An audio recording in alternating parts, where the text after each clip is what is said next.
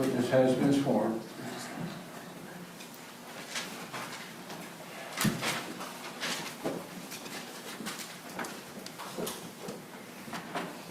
And you may proceed. Thank you.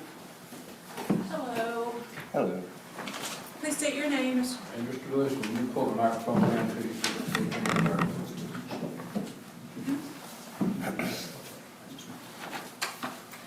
And Mr. Lewis, can you give the court your date of birth? January 8th, 1982.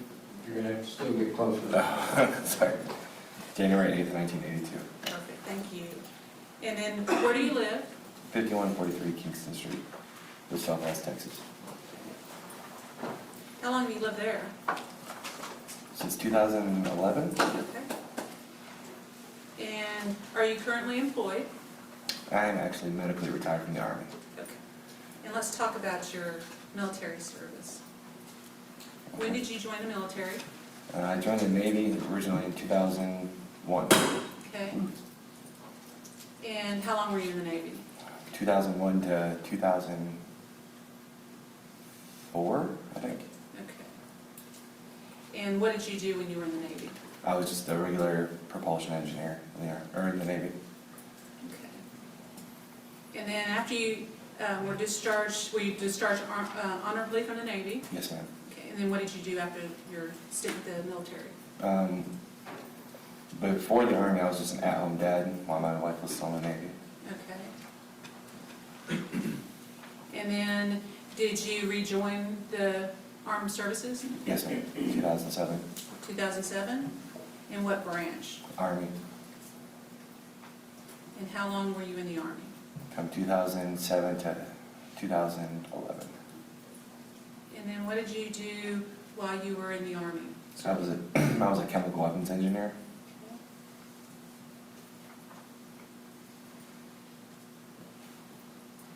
And can you tell the jury a little bit about your training while you were in the military? Which one, the Army or Navy? Well, actually, let's start with the Navy. Just all we did in the Navy, or I did in the Navy, was just basically make sure the propulsion systems were working, and we basically propelled the ship. And then I was also went to a certain a sub school. I was an air conditioner or air conditioning technician, and on that job I literally sank the back end of a boat to let the Marines in, and then we refloated the boat. And that was pretty much my Navy career. Okay. And then while you were in the Navy, were you part of any operation or part of the United States government? Yes, I don't remember exactly what it was called. It was when we started bombing Baghdad, the shock and awe. Yeah. I was there for that whole entire thing for about a year. And then while you were in the Army, what training did you receive? I received chemical weapons engineer. It's called CBURN, chemical, biological, radiological, and nuclear weapons. Okay. And are you familiar with the sound of various munitions? Very familiar.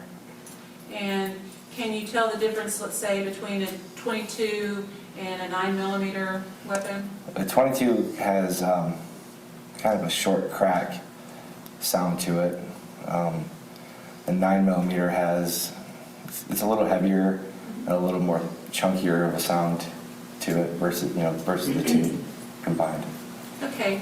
And are you familiar with any other type of caliber or weapon sound? AR-15s, M16s, 50 caliber, mounted machine guns, the 203 grenade launcher, and the SAW squad automatic weapon. And while you were serving in the Army, did you receive any injuries? In the Army, in the Navy I did. I got blown up in the Navy. We had a main space explosion on the way to the Persian Gulf. Okay. And I got blown up there. And what injuries did you sustain, if you remember?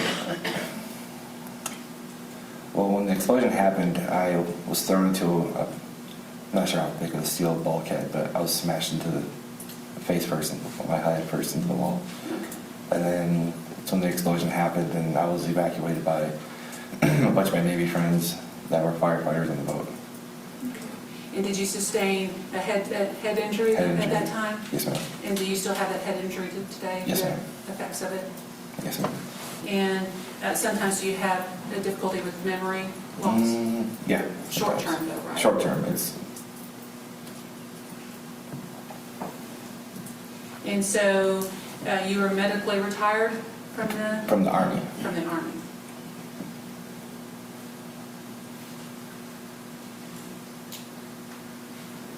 And then after you left, you were discharged from the Army, how are you employed? Just various types of jobs. I was a truck driver for a little bit. I worked at the all-road unit there in Wichita Falls. Well, Isle Park, I'm not sure which city it But in is. Wichita County, right? Wichita County, yeah. Yeah, that was pretty much just different truck driving jobs. And you're married, Yes, ma'am. and what's your wife's name? Aaron Lewis. And she also served in the Navy? Yes, ma'am. And do you have any children? I have 3. Well, I have 1 biological and then 2 stepchildren, but I look at them as my biological children, as they are. Okay. And what are their names and ages? My oldest is Evan Dorman, he's 19, Okay. and then Paige Dorman, who just turned 15 a couple weeks ago, and my youngest is Aiden Lewis, and he just turned 13 earlier this month. Okay. And your children reside there with you on Kingston, is that what you said? Two of them do. The oldest one, Evan, he's actually in the Navy. Maybe, okay. And what is Paige's birthday? August 29th, 2003.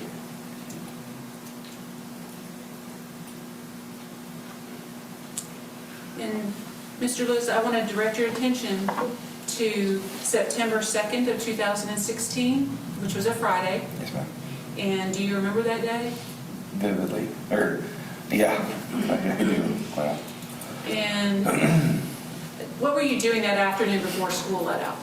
I was actually in my backyard on my patio, and I was prepping for my daughter's 13th birthday party. And where did your daughter Paige go to school? At the time, McNeil Middle School. And how did she typically get home? Normally, she walks down the alley, Okay. but she didn't on that day. How'd she get home that day? She actually went down Kingston. I just bought her a bicycle, and she didn't want to pop the tire, so she didn't drive down the alley because there was glass, so she took Kingston Street and rode her bike down that way.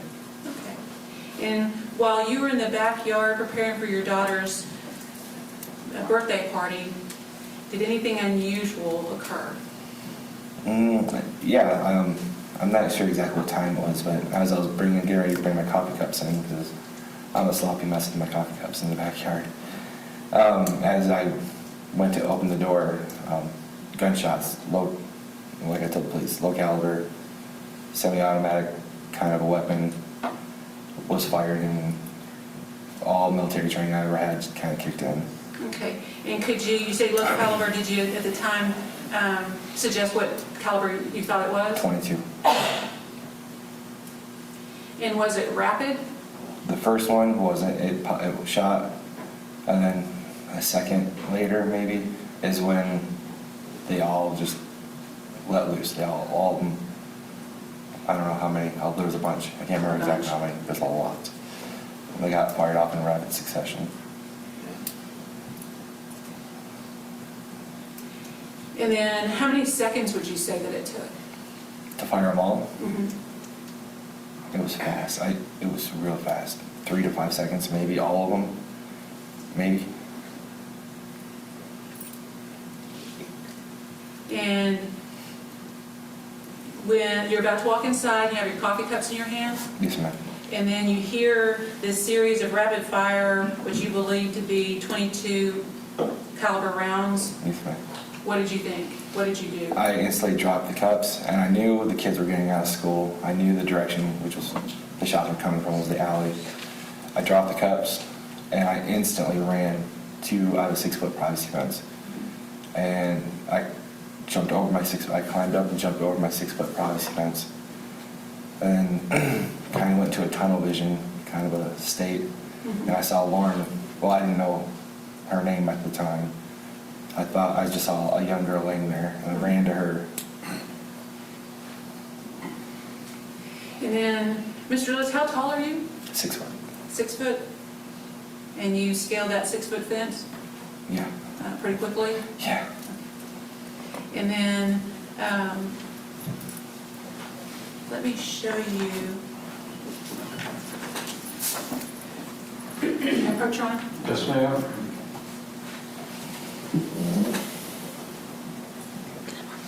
Sorry.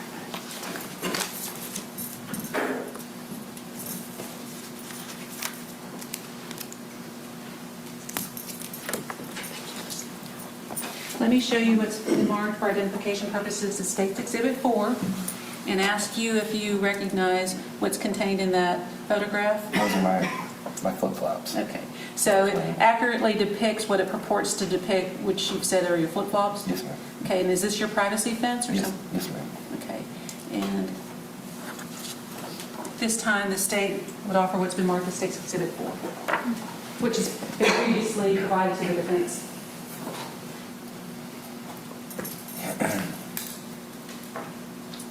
Objection.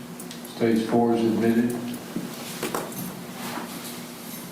And so you say in States 4 that that's your privacy fence, and then there are 2 flip-flops in the picture, Yes, ma'am. and those are yours? Yes, ma'am. And were you wearing them on September 2nd of 2016? Yes, ma'am. I'd ask if I could publish it. Yes, ma'am, you may.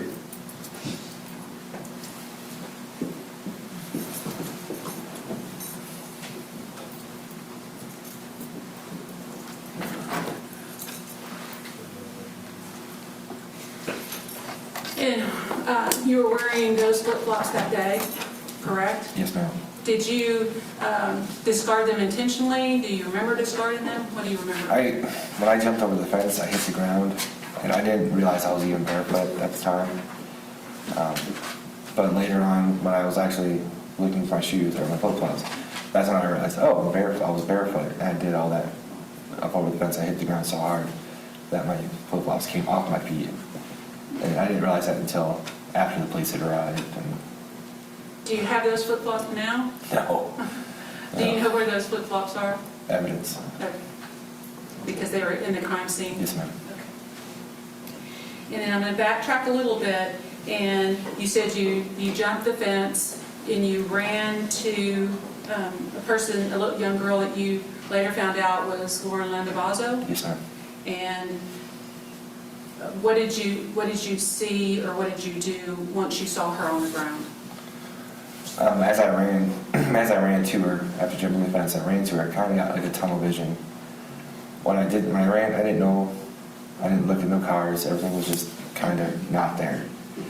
And when I ran there, I didn't know if there was another shooter. I didn't know. I just knew there was kids. I saw a little girl laying there. And when I approached Lauren, well, the little girl at the time. And it's okay, you can refer to her as Lauren since you later learned who that Okay. was. When I approached Lauren, I noticed it's hard. I know. Let's take your time. I noticed that in what we refer to in the Army, when I was with the infantry, as the death glaze or the death stare. Mm-hmm. Just to stare off into nothing. It was just. And what does that mean when you say the death stare? When a person's deceased and there's no movement and their eyes stop and there's no movement, they just kind of stick where they're at. That's what we call the glaze, where they don't move anymore. They're just stopped. Is that what you saw? That's exactly, that's what I saw with Lauren. And once you saw that, what did you do or see next? When I got to Lauren, the military training kicked in, or I was supposed to, you assess the situation, see what's going on. Is there another active shooter? Are there other people wounded? Check the person that you come upon. And I noticed that I'm not a doctor, I'm not a nurse, I'm not an RN or anything, but with my training, I know when someone's gone. And there's signs you look for. One is their blood, like a mass amounts of blood. Because the heart stops, it's not going to push the blood around. I didn't see much of any on her. The way she was laying if I remember correctly, it was her wrist. It was in a pinch position where anybody was conscious or was alive, they wouldn't want there to be in that kind of position. And then another lady came up, I don't remember who she was. She was there, and then I heard a child off my left side come down from the alley saying another child was shot. And I looked up, and that's when I saw Michaela. She was standing there, and I ran to her, and I laid her down. I think it was one of the other kids. I can't remember. It's okay, just what you remember. And then when I laid her down, my daughter was there, and I yelled at her, "Give me something to plug her holes with." That's what I told the police. I'm not gonna say her wound, but I told the police, plug her holes. And so my daughter ran to the house, and it felt so fast. And I looked at Michaela, and I said, "You're a champ. You're gonna be fine. We're gonna get you fixed up. You're a champ here." And by that time, I looked up, and here came my daughter with the rag to, stop the bleeding. And she was a trooper. The jury got to hear her. Yeah. And then there was another lady showed up there. I don't know who she was, but I knew she was taking care of Michaela. And then that's when I kind of came to a little bit more and realized that all hell's breaking loose. There was just people everywhere, kids crying, women crying, men crying. Everybody's crying. They're all over the place. And I tried to stop. Everybody tried to get them away from Lauren. People were trying to come down the alley. I tried to stop them. And Okay, Mr. Lewis, how would you describe your neighborhood? Is it a family neighborhood or? it's a very quiet family neighborhood. Most you'll get to hear is some young hot rod come down the street and trying to. Because your school's fairly close, right? Yes. And can I say something about when I dropped the cups that I forgot to say? I was going to take you back to that, and I didn't want to cut you off. Okay. And so once you dropped the coffee cups, Yeah. and where did you go first? Well, I turned left and I started running to the fence, and that's when I saw the two vehicles. I forgot to say that earlier. That's okay. It was a champagne color because I have little slits in my fence where you can see, but you can't tell if it's a Mercedes or anything like that, but you can get colors of vehicles. I saw a champagne vehicle, and then there was a black vehicle right behind that. And that's why I saw them as I ran to the fence. I saw the colors of the vehicle speeding off, and that's when I jumped over the fence. Okay. And so you're certain as you testify today that you saw a champagne color. Could you tell if it was an SUV or what type of vehicle? Yeah, it was taller. It sat taller. Okay. It didn't sit lower like a little car or anything. It had a bigger mass to it. The car, I couldn't tell you exactly, but I can tell you it was an SUV size. And then the color. the black vehicle that was behind the champagne vehicle, could you tell whether it was the same type of vehicle or a truck or sedan or what it was? But it was black? It was black, and it looked like it was a kind of a truck looking one, but they went so fast. It was so fast. And I had gunshots and kids on my mind, but I do remember the size and the color of the very first vehicle, the color of the second vehicle, and it was, I want to say, I'm pretty positive it was a truck of some sort.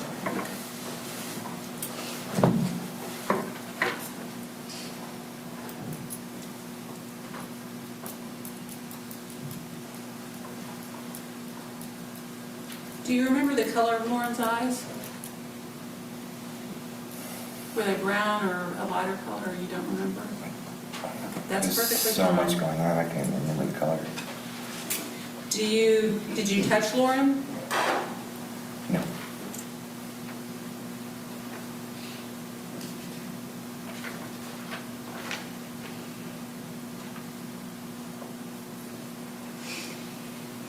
And then, Mr. Lewis, are you moving?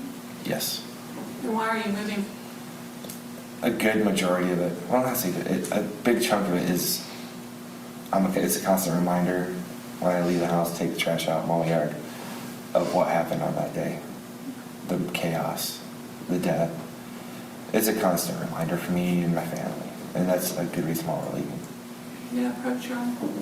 Yes, ma'am. I'm going to show you a map that's been marked as State's Exhibit 1.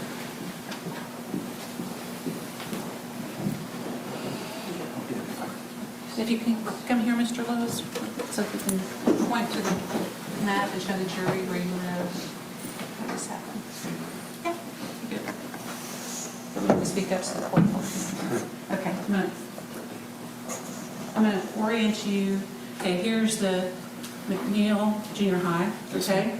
And then Fowler Elementary. Yes, ma'am. And this is the map that you looked at in my office, if Yes, that ma'am. helps, okay? And then we've had witnesses testify, this is the alley where a lot of kids walk down. Yes, ma'am. And then here's Trinidad Street. Can you show this jury where you live? Okay. Okay. And so the backyard right here is right by where you saw Lauren? Yes, ma'am. Where did you see Lauren? In the corner. Right by the telephone pole. Okay. And then where's the memorial? Same location. Okay. In the corner. Okay. And is this the privacy fence that you were talking about that you jumped? Yes, ma'am. Okay, so it's along right here. So you jumped this fence and then ran here? Yes.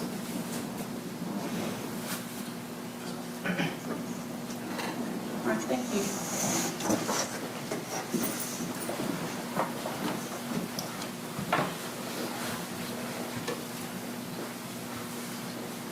Mr. Lewis, is there anything else about that day that I haven't asked you that you remember?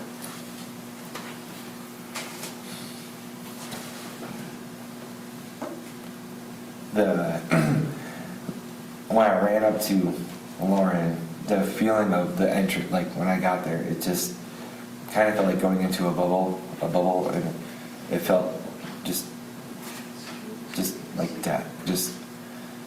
I didn't hear nothing really. It was a flat feeling where something just died or something just happened. Had you felt that feeling before?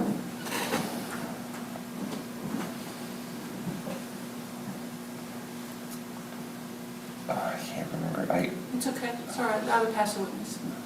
Mr. Rasmussen. Thank you, Judge. Mr. Lewis, you said you dropped your coffee cup. Did your coffee cup break? No. Or did you set it down, or? I had 4 or 5 of them in my hand, and I just dropped them. My hands just dropped. Okay, And then I turned to go where I needed to go. okay. And you said you were in tunnel vision, and that was triggered by the shots Yes, sir. that you heard. And you've heard such shots before, and it makes a mental impression upon you. Yes, sir. And so when you were in that tunnel vision, as I understand, tunnel vision sort of block out everything other than where you're headed. Is that Yes, a sir. fair description of it? Yes, sir. And you knew you had to go towards those shots and do what was necessary. Yes, sir. I knew the kids were getting out of school Okay. at that time.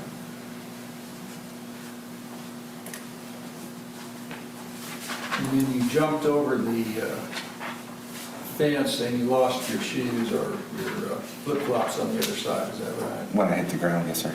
Now, I take it I guess Ms. Shelton didn't ask you this, but you didn't take that photo, did you? That's a police photo. I didn't take any photos of it. Okay. No, sir.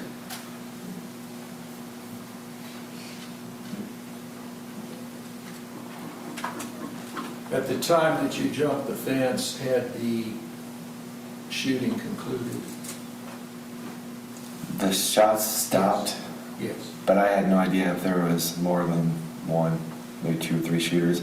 Now, I understand. What I meant was, though, that you didn't hear any shots after you jumped the fence. Okay. Do you take any medication for your head injury that you sustained? I take their pain relief kind of things. Okay. Is that part of your disability? Yes, sir. Okay. And you said you had some short-term memory loss from that. Is that right? From the explosion in the Navy. Yes, sir. Okay. That's good. And Mr. Lewis, you gave a statement to the police 2 years ago, is that correct? Yes. Okay. And then you talked to me, or you went to the DA's office and talked to everybody there, including myself, correct? Yes, ma'am. And then your testimony today is consistent with all of those statements, is it not? Yes, Pass the witness. No further questions. Thank you, Mr. Lewis. You may step down. You are free to return to Wichita Falls. Just remember the witness will not talk about the case till you know the trial. yes, sir. Thank you, sir.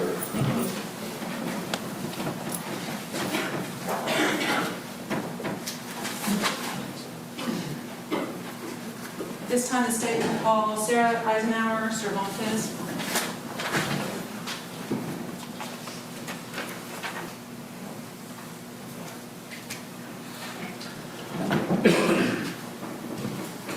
This witness has also sworn.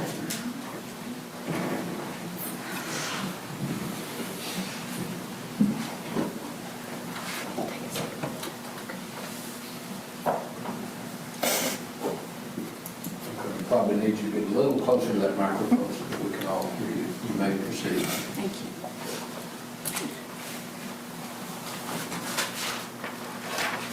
I'll be all right. Sir, could you please state your full name? Sarah Lynn Cervantes. And back in 2016, did you have a different last name? I did. It was Eisenhower. Eisenhower? Okay, but you've since gotten married. Yes, ma'am. And could you tell us your date of birth? August 24th, 1991. And where do you live? 5116 Jamaica Drive.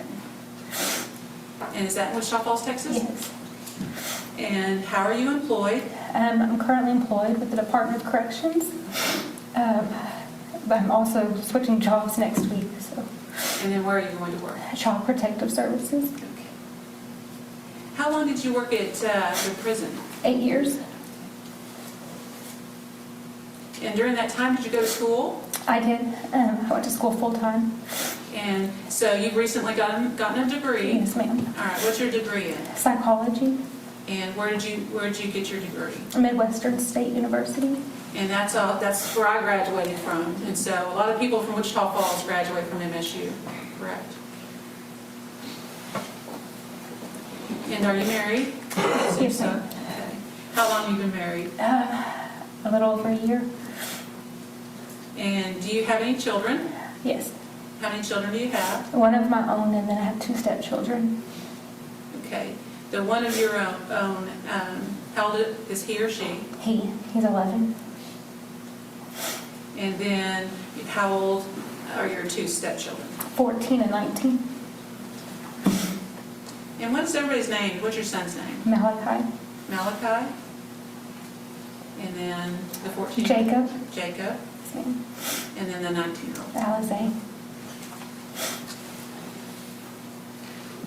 And then, do you know a person named Kody Lott? No. What I want to do, where did your son go to school back in 2016? Fowler Elementary. And that's pretty close to McNeil Junior High? Yes. And then, how would your son get home? I picked him up every day. I'm going to direct your attention to September 2nd, which was a Friday, at 2016, and ask, how old was your son then? 9. 9. And had you worked that day? I worked a part-time job that day. Yes, ma'am. And was it just like any other day? Yeah. Normal day.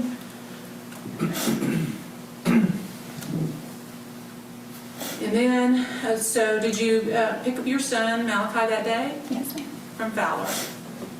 And once you picked him up, where did you go? I drove home. Proceeded to drive home. And what route did you take?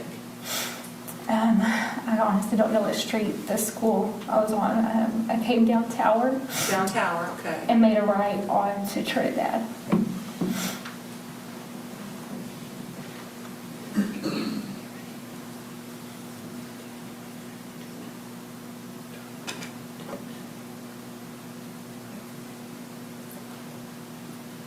Remember when you were in my office, in the DA's office, and we had a map? Would it help you to show the route you took if I show you the map? I can try to. Okay. Now, put Sean. Yes, ma'am.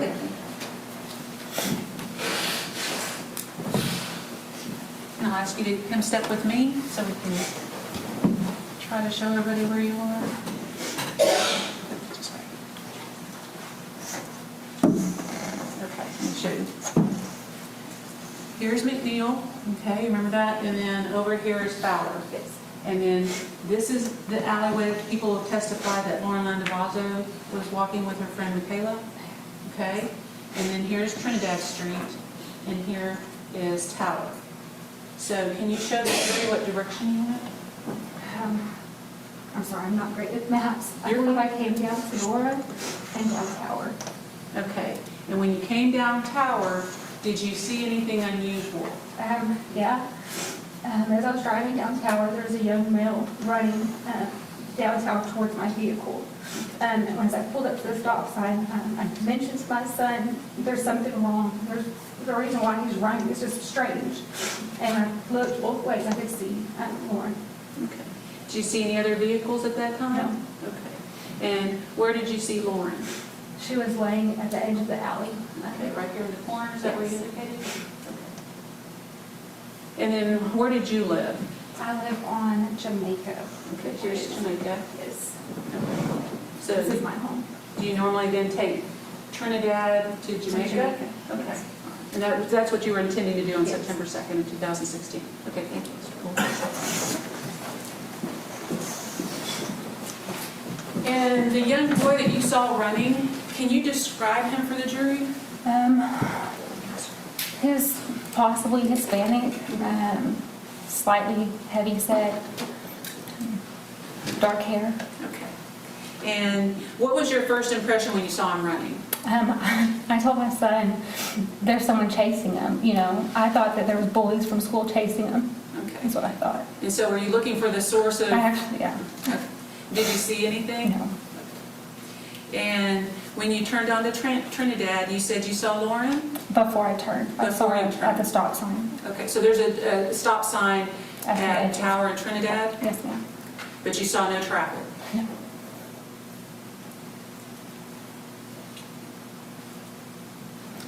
And did you turn on to Trinidad? Yes. And what did you do next? I drove directly, pulled directly next to Lauren and stopped my car there. And what type of vehicle did you drive? Hyundai Elantra, And what color? maroon. Were there any other cars on that street that you saw pulled over or parked? No. And then, once you pulled next to Lauren, did you get out of the car? Yes. And did your son get out of the car? No. And what did you tell him? I told him to stay in the car. And what did you think had happened to Lauren?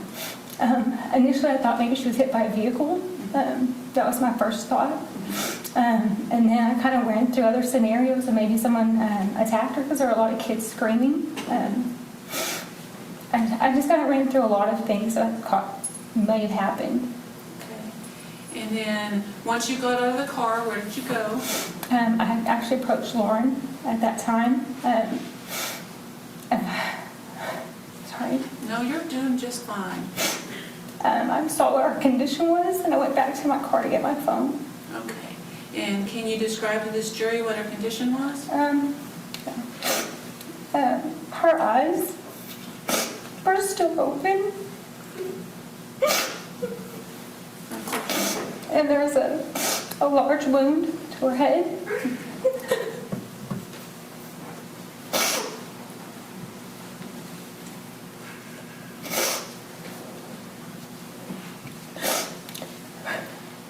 She still had her binder wrapped in her arms.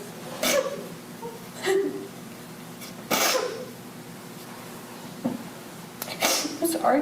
You're doing just fine. Do we need to take a break? No. Just let me know if we do an hospital. And so she had a school binder.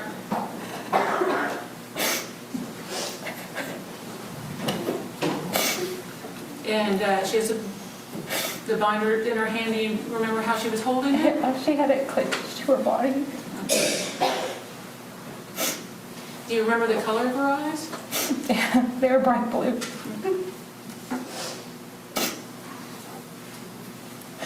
Did she say anything to you? No.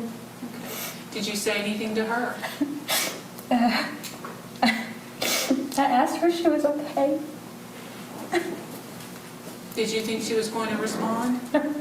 Why is that, Sarah? I believed her already had passed at that point. And so you run into your car to get your phone. And what did you do with your phone? I called 911. And when you're talking to the 911 operator, are you giving that operator or dispatcher all the information that you had? I believe I had, yes. And were you giving that operator everything contemporaneously with what you were seeing and hearing? Did you try to perform CPR? No, ma'am.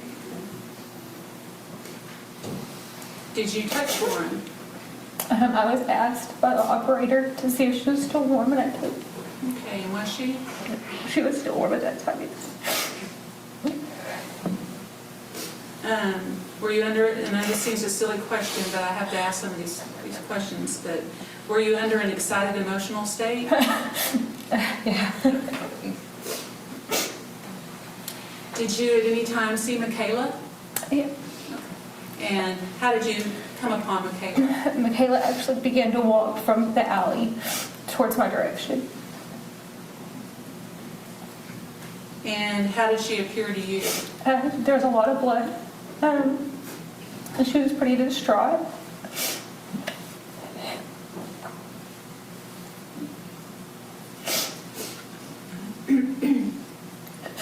And did she appear to be coming from an opposite, from further down the alley? Yes.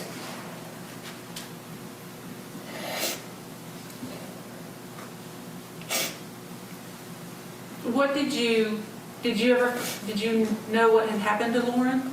By that point, yes. And how did you know?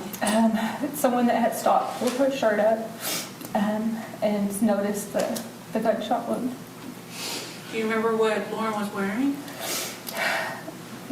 I believe it's a checkered shirt and jeans.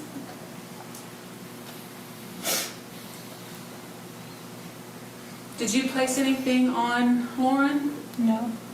Do you remember a travel blanket? I remember one being there. Okay, one being there, okay.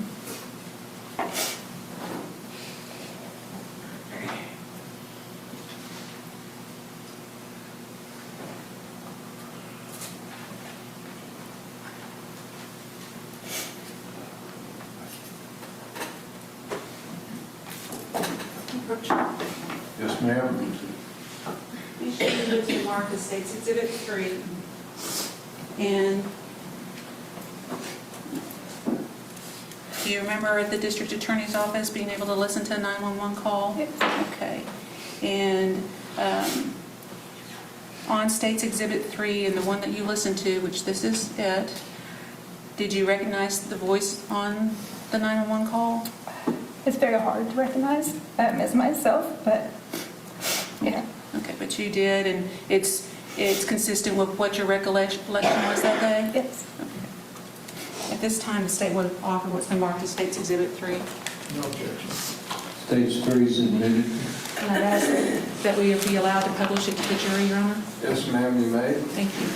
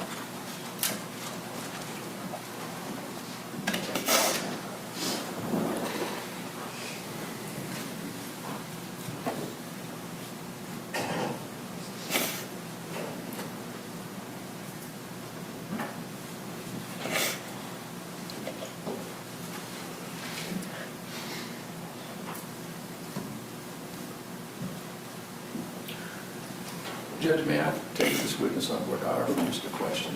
Yes. Ma'am, I notice you've been crying during your testimony today, and they're about to play the 911 tape. Do you feel that you can sit through that? I don't. I do. Okay, all right. Thank you, Judge.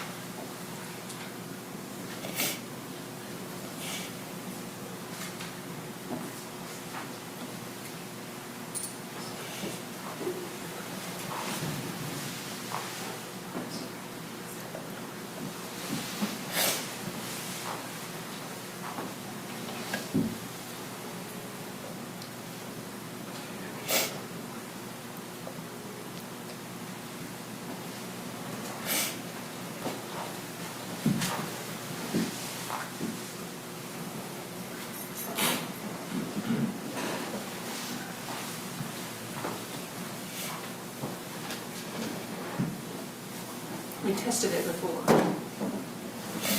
I understand.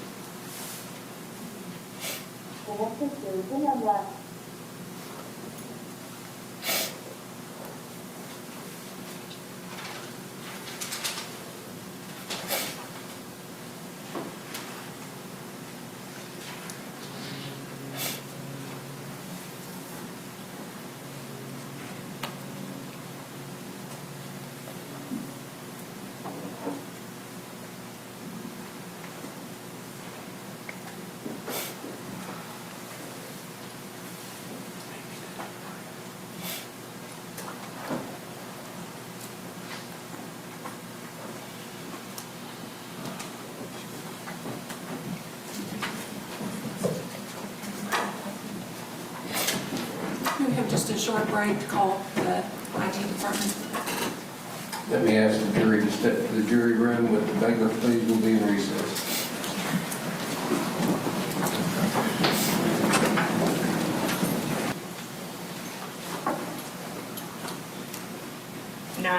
What's your emergency? I need an ambulance to 5143 Kingston. There's a young lady that's laying in the ground, she's bleeding, we don't know what's happened to her. There's blood on the ground. Okay, hang on, I'm gonna connect you to the ambulance. Don't hang up, I'm gonna connect you, hang on, okay?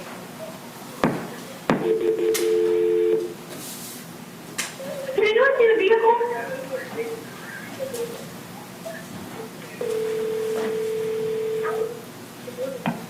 Ambulance, may I help you?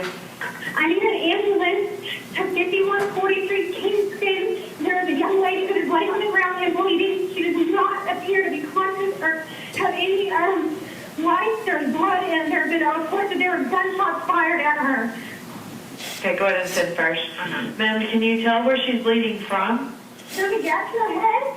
However, I can't really tell. There looks to be some bleeding on her abdomen. Is she breathing right now? No pulse. Okay. Ma'am, do you know her? I'm sorry. Do you know her? You know, I was just driving my son home from school, and I saw her laying on the ground. Okay, do you know how long she's been laying there, ma'am? No.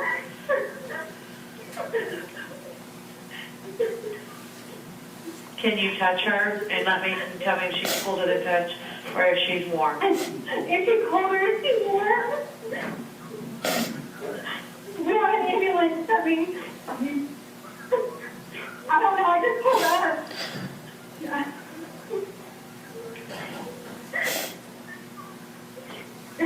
Do you see her moving? No. You don't see her moving? Hello? I think she disconnected. She said 1541 Kingston Drive. 5143 Kingston. 5143. All right, you got PD headed over there? Yeah, turn around. All right, thanks. Ma'am, are you still there? Yes. Okay, it's 5143 Kingston, correct? You know, she's in the alley. Okay. Go The ahead. intersection. Okay, so she's Oh my God, there's another broken wound. There's another broken wound. where at? Where at? She's walking out. She was appears to have a gunshot wound to the head. Okay, all right, just calm down here with me.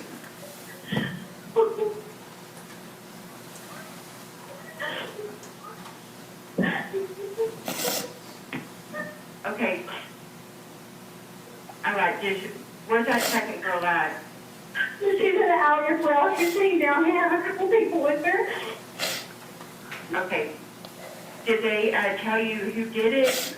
No, they said it was a gold SUV.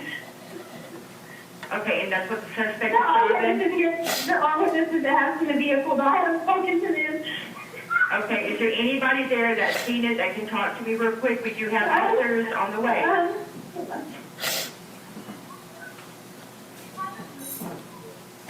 There's the girl that was shot dead. However, she does not look like she needs to be speaking right now. Okay, that's fine. Is there anybody else around you that seen who may have done this? No, I don't believe so.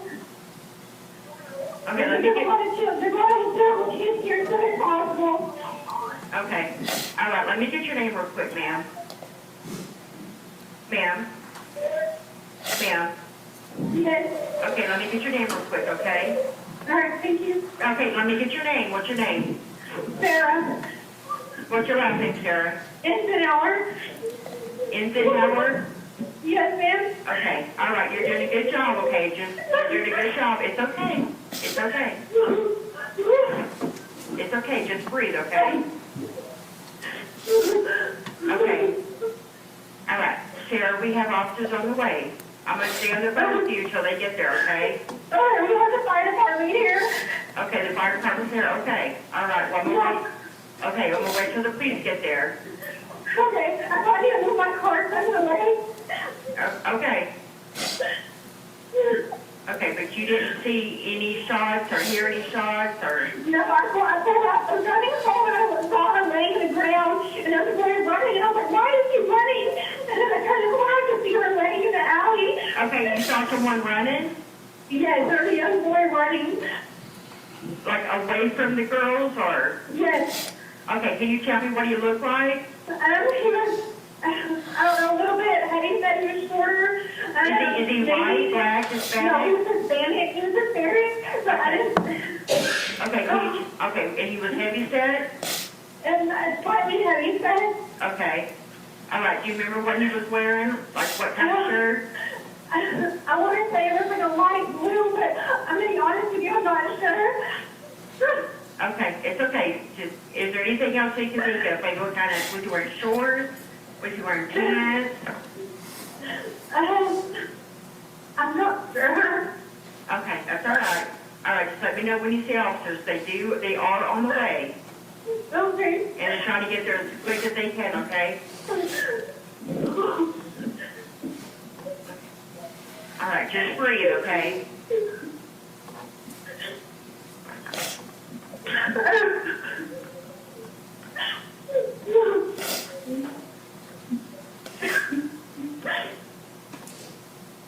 I have police officers here now. Okay, all right, so I'll let you go so you can talk to them, okay? Okay, thank you. Uh-huh, bye-bye.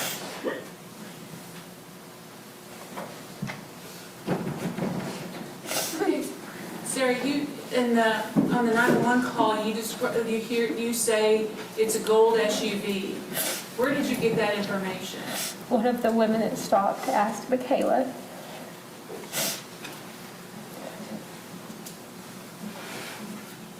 And when we talked about that when we were in my office, did I show you an in-car video trying to locate the woman that talked to Michaela that said it was a gold SUV? Yes.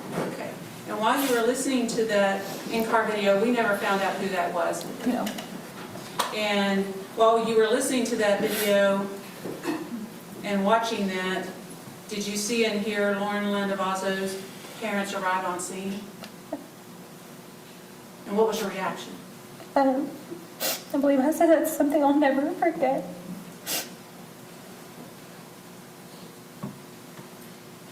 Did your child see what happened that day? I had him remain in the vehicle, but he was aware. And have y'all talked about it? Yeah. And have you ever thought about that day? Think about it often. And then when you talked to me in my office, one of the things you said stood out in your mind. Do you remember what that was about Lauren? No. Do you remember how you described her fingers? Her fingers? Mm-hmm. Do you remember talking about the fall? No? No. Okay. Have you ever spoken to the Landavazos or the Smiths about that day? No. Pass the witness. Rashford. Thank you, Judge. Ms. Cervantes, you've been kind of tearful and crying throughout your testimony today. Would you agree with that? Yes. And is it fair to say that whenever you think about this instance, you are tearful and crying? I wouldn't say on a daily basis, no. No, I mean, just whenever you think about the occurrence that you witnessed. Yes. Okay. So in other words, your tearfulness is something, that anytime that comes to your mind, you're going to be tearful about it. I wouldn't say I'm tearful every time I think of it, no. Okay. There are times where I am. Okay. Just when you focus on it like today. Yes. Thank you, Judge. Pass the witness. Nothing further, no? Thank you, ma'am. You may step down and return to Wichita Falls. Please don't discuss the case until you know the trial's over. Ms. David, call Jamie Lopez.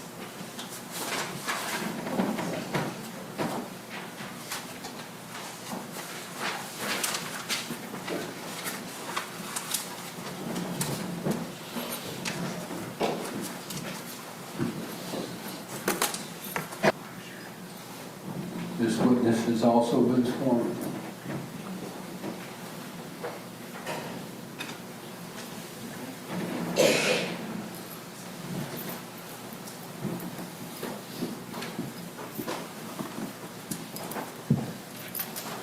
Once you're seated, if you'll adjust that microphone so you can speak directly into it, you're too close to it.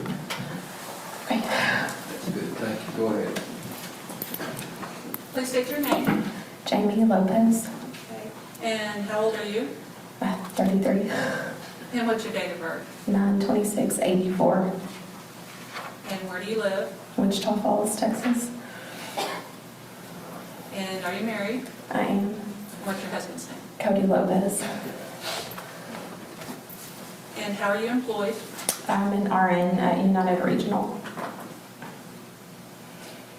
And at one point, were you a registered nurse with hospice? I was, yes.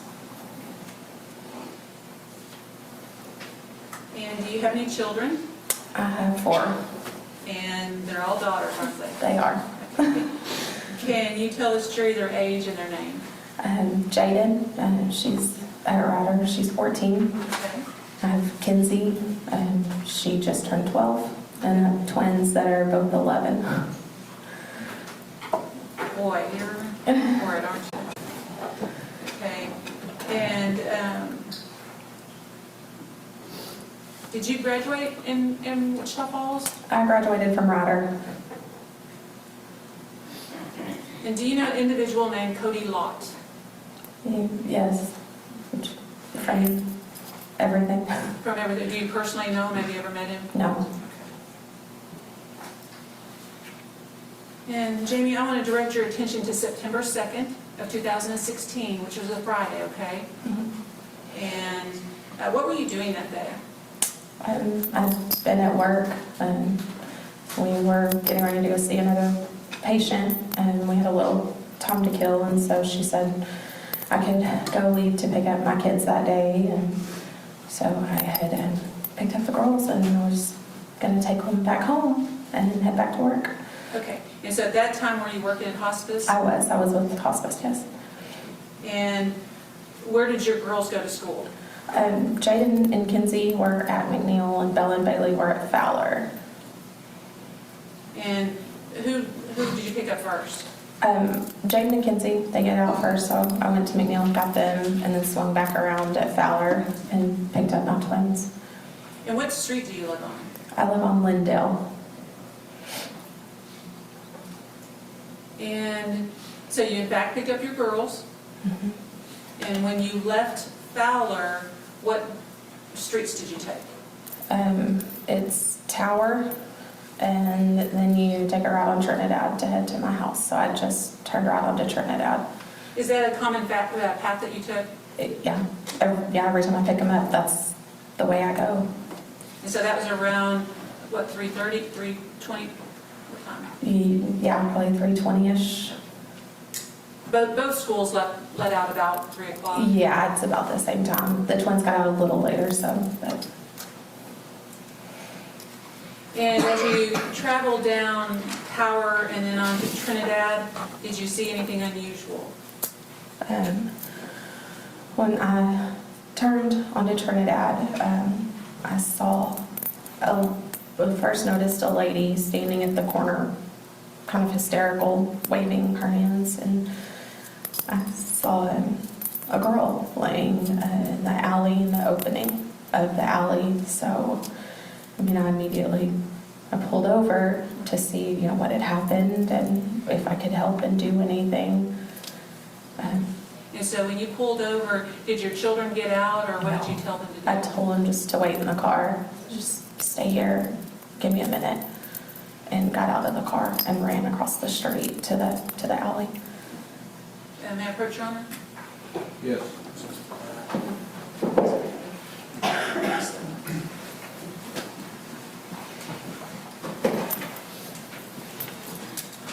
I'm going to show you what's been marked for identification purposes as State's Exhibit 1, and it's the map that you looked at in my office, okay? And if you'll come step with me.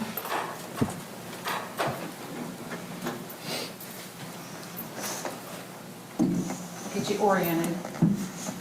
There's McNeil. This is the alley. Look, this is the alley that kids that testify commonly take. And here's Fowler. Okay. And then where do you live? I live up here on Lindell. That would be my house. Okay. And so can you show the jury, after picking your 2 daughters up from McNeil and then proceeding to Fowler, what's the path that you drove? I picked them up on the side here, on Sonora, up Sonora, down Tower, and then up Trinidad. Okay. And can you show us where you saw the young girl on the ground? Right here. Okay. Where did you park?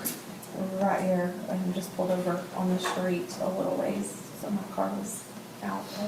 Did you see any other vehicles there at that time? I remember a red vehicle being there, but when I first got there, that was it. I don't remember any other vehicles that are there. Thank you. Thank you.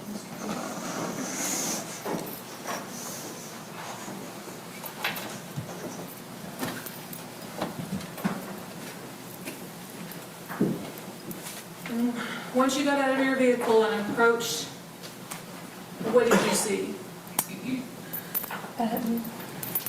I saw a girl laying in the alley. She wasn't moving. Jennifer was, I knew the lady that was standing next to her screaming. I knelt down to try to help her to see if she was okay. She wasn't moving. And Jennifer just started screaming that she'd been shot. And I mean, at first I had just kind of looked at Jennifer and just, what do you mean? And I went back to Lauren and started trying to look over, and she wasn't moving. There was nothing there. Jamie, you said, Jennifer, is that Whitehurst? White Hill. White Hill, sorry. Yes. White Hill. Yes. And how do you know Jennifer Whitehill? She's also an RN at the hospital. She works palliative care. So. And did she seem to be pretty hysterical about She was the completely situation? hysterical. Mm-hmm. And so you're the one that was administering aid? Trying to. There really wasn't much to do with Lauren because, I mean, I could tell when I first walked up that. Do you remember if her eyes were open or closed? They were open and pretty blue eyes. Did you say anything to her?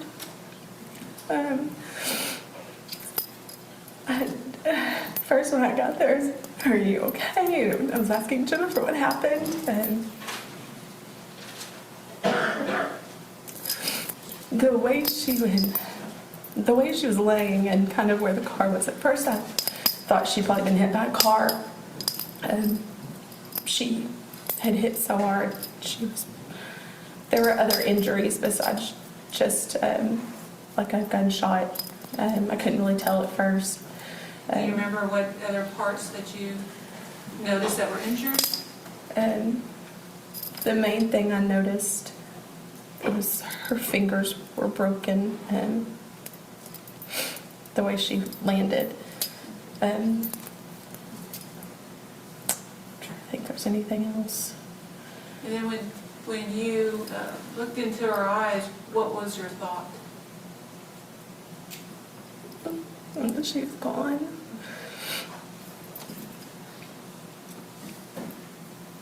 And then once did you attempt to administer aid to her? Did you feel for a pulse? I did. There was no pulse.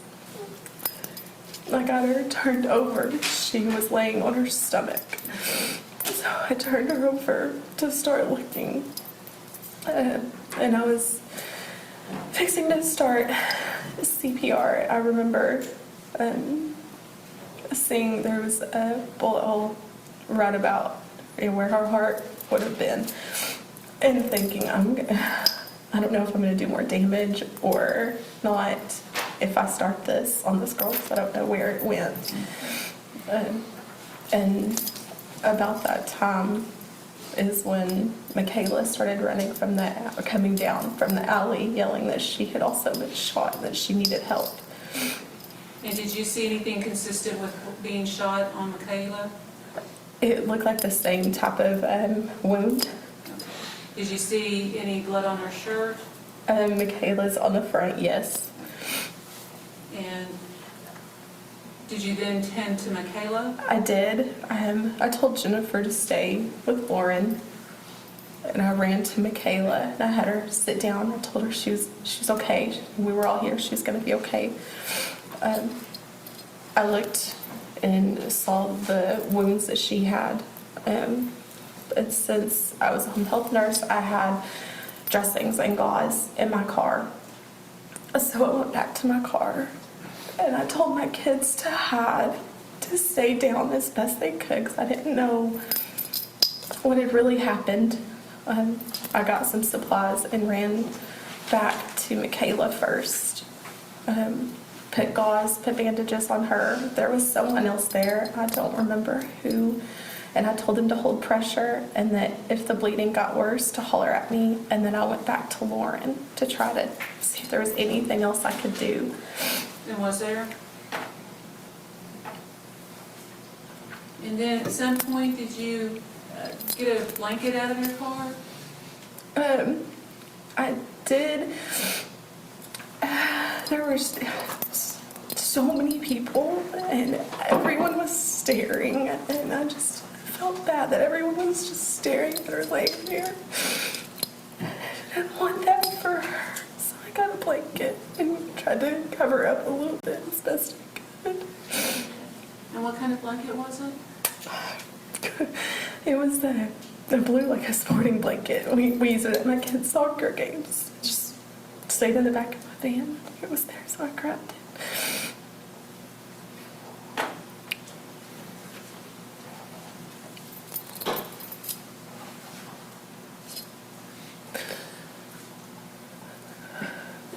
Did your children see what had happened and what you were doing? They did. Do you remember seeing them? Yeah, I mean, I would randomly glance over, and of course, they weren't staying down. They were watching. And have you had any talks with them about what they saw that day? Mm-hmm. Several times, and especially lately again. Go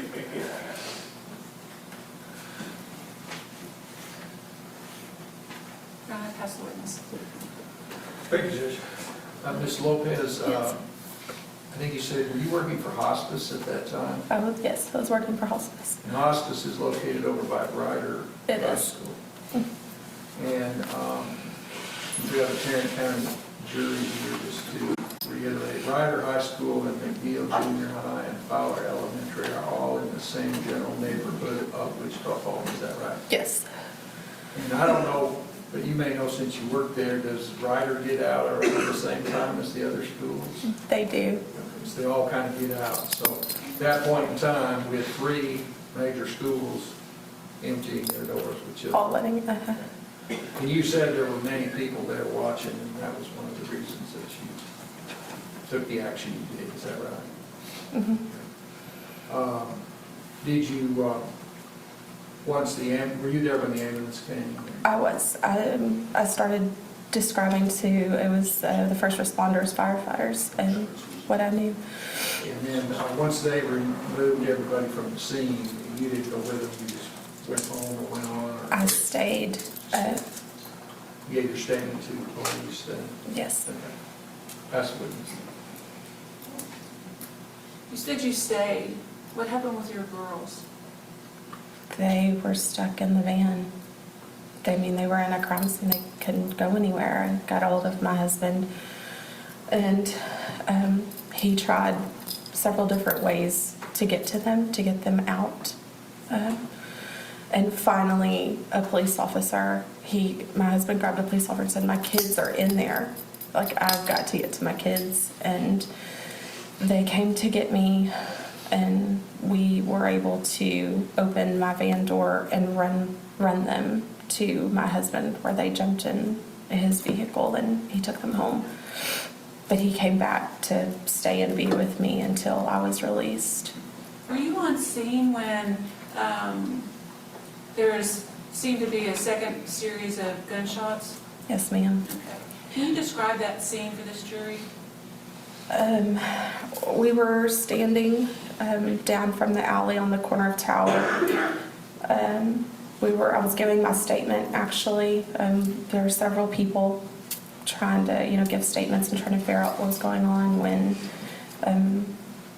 some more gunshots went off, and everyone just panicked and ran different ways. And my husband grabbed me and hid me behind a car that was also parked on the street, and we just hunkered down and hid because we didn't know where it was coming from. We didn't know, like I said, what was happening, and we stayed there until we actually saw the SWAT team start moving down the street.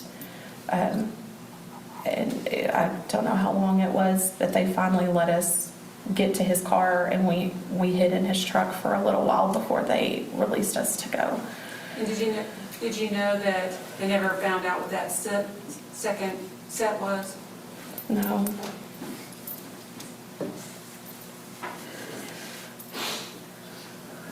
And were you aware that September 1st is the start of dove season? Yes. Okay, thank you, pass the witness. You don't know what different types of gunshots from? Okay, thank you. Pass it. One last question. Okay. And are there some vacant fields around there, and there's some land fairly close by, is there not? There's some. Mhm. All right, pass the witness. No further questions. Thank you, ma'am. You may step down. You can return to Wichita Falls. Please don't talk about the case till the trial's over. The state will call Dr. Fred Langner.